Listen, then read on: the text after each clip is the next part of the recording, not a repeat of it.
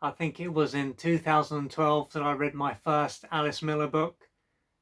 And after that, I read a number of her books. And I think her work is great.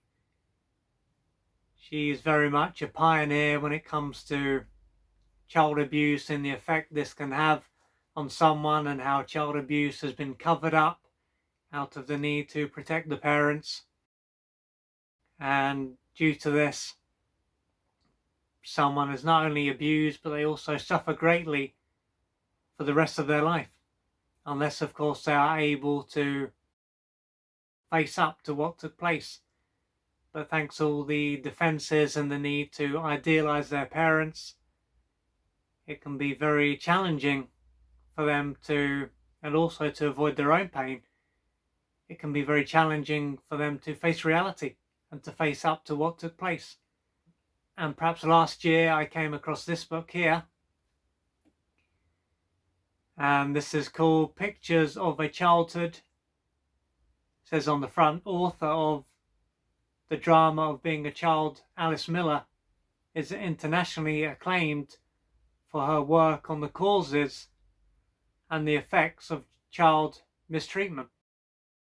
And this is a small book. It's mainly filled with pictures, as it's called, Pictures of Childhood. So it's mainly pictures in here. There is some writing. And on the back it says, the first UK publication of the painting central to Alice Miller's work.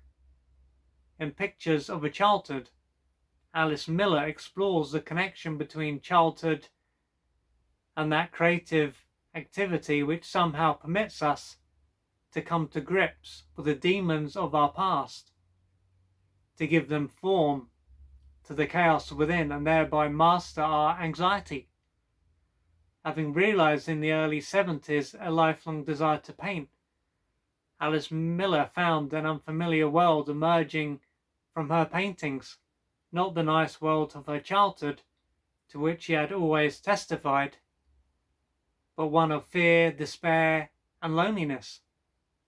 Meditating on her spontaneously executed watercolors, 66 of which are reproduced here in full color, and their implications, Dr. Miller offers a profound analysis of the roots of creativity in the authentic self's struggle for survival. And the main reason I'm speaking about this book now is because I wanted to read a section of the book, and there is a list of important points, and it says in the appendix, this is an amended version of the afterword to the second edition, 1984, of For Your Own Good. I include it here because it may prove helpful to the reader who has not read my earlier books. In 1613, when Galileo Galilei presented mathematical proof for the Copernican theory that the Earth revolved around the Sun and not the opposite, it was labelled false and absurd by the Church.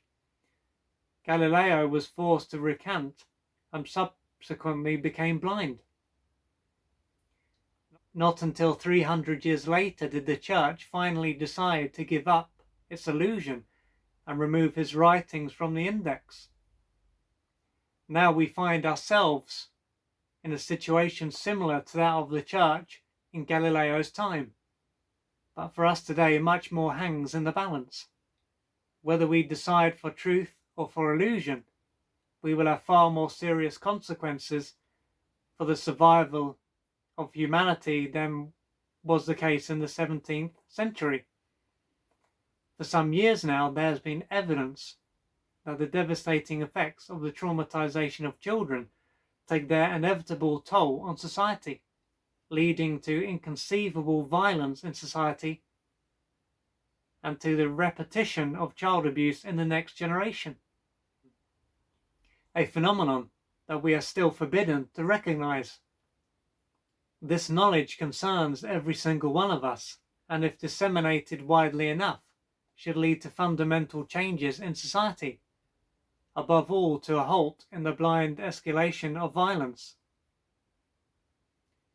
The following points are intended to amplify my meaning, and this is a list that I wanted to read out.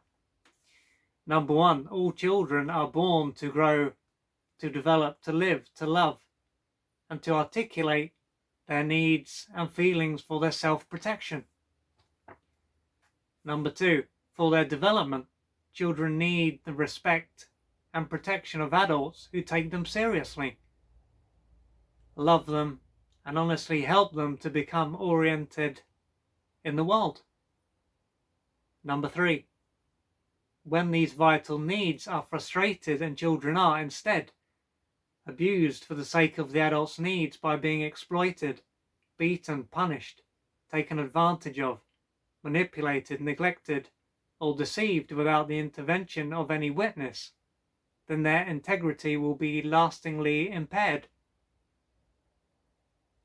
Number 4, the normal reactions to such injury should be anger and pain, since children in this hurtful kind of environment are forbidden to express their anger, however, and since it would be unbearable to experience their pain all alone, they are compelled to suppress their feelings, suppress all memory of the trauma, and idealize those guilty of the abuse. Later they will have no memory of what was done to them. Number 5, dissociated from the original cause, their feelings of anger, helplessness, despair, longing, anxiety, and pain will find expression in destructive acts against others, criminal behavior, mass murder, or against themselves, drug addiction, alcoholism, prostitution, psychic disorders, suicide. Number 6, if these people become parents, they will then often direct acts of revenge for their mistreatment in childhood against their own children, whom they use as scapegoats. Child abuse is still sanctioned, indeed held in high regard in our society, as long as it is defined as child rearing. It is a tragic fact that parents beat their children in order to escape the emotions stemming from how they were treated by their own parents. Number 7, if mistreated children are not to become criminals or mentally ill, it is essential that at least once in their life they come into contact with a person who knows without any doubt that the environment, not the helpless, battered child, is at fault. In this regard, knowledge or ignorance on the part of society can be instrumental in either saving or destroying a life. Here lies a great opportunity for relatives, social workers, therapists, doctors, psychiatrists, nurses, and officials to believe and support the child. Number 8, till now society has protected the adult and blamed the victim. It has been abetted in its blindness by theories still in keeping with the pedagogical principles of our great-grandparents, according to which children are viewed as crafty creatures dominated by wicked drives who invented stories and attack their innocent parents or desire them sexually. In reality, children tend to blame themselves for their parents' cruelty and to absolve the parents whom they invariably love of all responsibility. Number 9, for some years now it has been possible to prove, thanks to new therapeutic methods, that the repressed traumatic experiences of childhood are stored in the body and, through remaining unconscious, exert their influence in adulthood. In addition, electronic testing of the fetus has revealed a fact previously unknown to most adults, that a child responds to and learns both tenderness and cruelty from the very beginning. Number 10, in the light of this new knowledge, even the most absurd behavior reveals this formerly hidden logic once the traumatic experiences of childhood need no longer remain shrouded in darkness. Number 11, our sensitization to the cruelty with which children are treated, until now commonly denied, and to the consequences of such treatment will, as a matter of course, bring to an end the perpetuation of violence from generation to generation. And finally, number 12, people whose integrity has not been damaged in childhood, who were protected, respected, and treated with honesty by their parents, will be, both in their youth and in adulthood, intelligent, responsive, empathic, and sensitive. They will take pleasure in life and will not feel any need to kill or even hurt others or themselves. They will use their power to defend themselves, not to attack others. They will not be able to do otherwise and respect and protect those weaker than themselves, including their children, because this is what they have learned from their own experience, and because it is this knowledge and not the experience of cruelty that has been stored up inside them from the beginning. It will be inconceivable to such people that earlier generations had to build up a gigantic war industry in order to feel comfortable and safe in this world, since it will not be their unconscious task in life to ward off intimidation experienced at a very early age.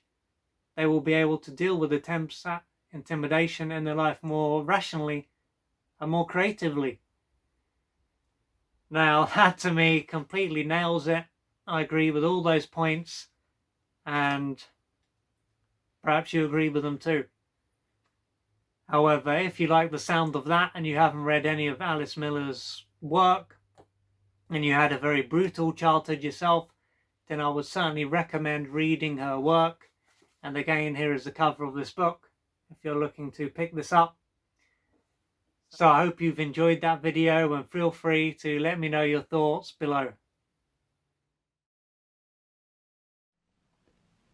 To find out more about the services that I offer and how I can assist you on your journey, go to www.oliverjrcooper.co.uk or email me at info@oliverjrcooper.co.uk. I'm looking forward to assisting you on your journey.